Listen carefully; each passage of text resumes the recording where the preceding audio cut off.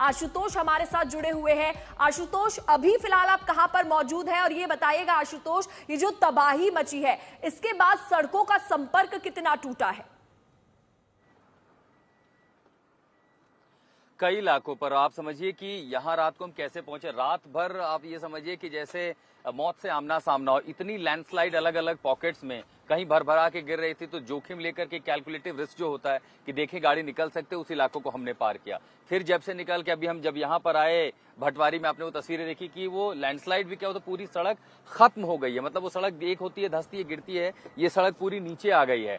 अब हमें एक ऑल्टरनेटिव रास्ते का पता चला, तो संभवतः अगले 5 से 6 मिनट में वो जो स्ट्रेच था, वो जो बैंड था भटवारी का, मैं उसको पार कर चुका हूं। अब मैं अगले पड़ाव पर पहुंचा हूं। अब ये दूसरा पड़ाव दरअसल ऐसा है जो 3 किलोमीटर आगे है। वहां बड़ी संख्या में हमारे रेस्क्यू पर्सनल फंसे हुए हैं। वो इसलिए क्योंकि उन्हें आगे जाना, और जैसे एक सड़क भटवारी में जहां आपने मेरे रिपोर्ट्स देखी फंसी हुई थी, बिल्कुल वैसी स्थिति आ गई है। मौसम परीक्षा ले रहा, बरसात। अब देखिए शीशों पर जो आप देख रहे, रुक रुक कर बरसात हो रही है। और वैली में जो ऊपर, हम तो अभी वैली में हैं, जैसे जैसे और आप ऊपर जा रहे हैं वहां और तेज बरसात हो रही है। जगह जगहों पर जल प्रपात फूटे पड़े हैं, पूरे रास्ते पर हमने देखे हैं। और ये सारा पानी नीचे भागीरथी में रहा है, तो ऐसे में भागीरथी में जो जल का स्तर वो भी लगातार बढ़ता रहेगा। ऊपर से एनडीएमए ने एक वार्निंग जारी की है कि lightning intense to very intense rainfall in Almora, Dehradun, Haridwar, Nainital, Pauri Garhwal, Tehri Garhwal, Udham Singh Nagar, Uttarkashi, इस जिले में भी अगले 3 घंटे में भारी से भारी बरसात की वार्निंग दी गई है। अब बरसात मान लीजिए 3 घंटे बाद अगर रुक भी जाती है,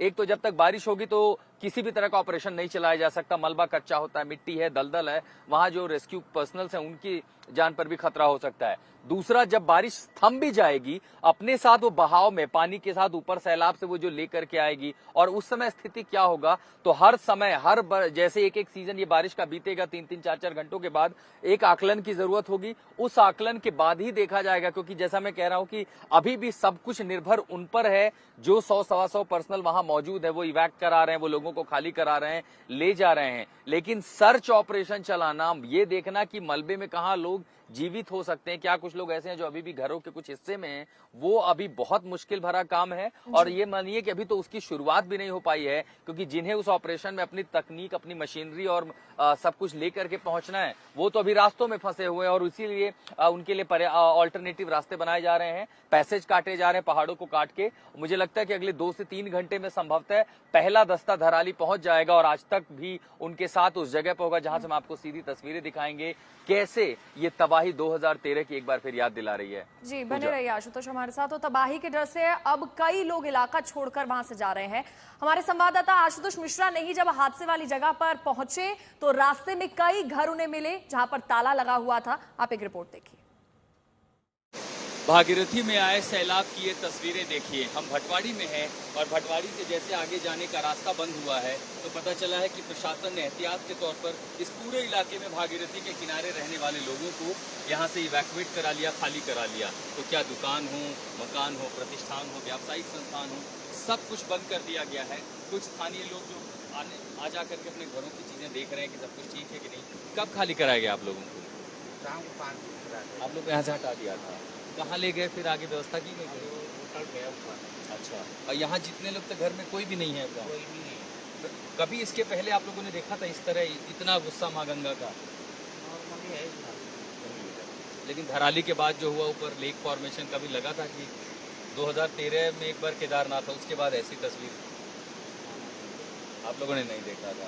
तो बच्चे कहाँ, परिवार के लोग सारे ऊपर हैं होटल में सारे। ये बताया है कि कब तक कैसी स्थिति रहेगी?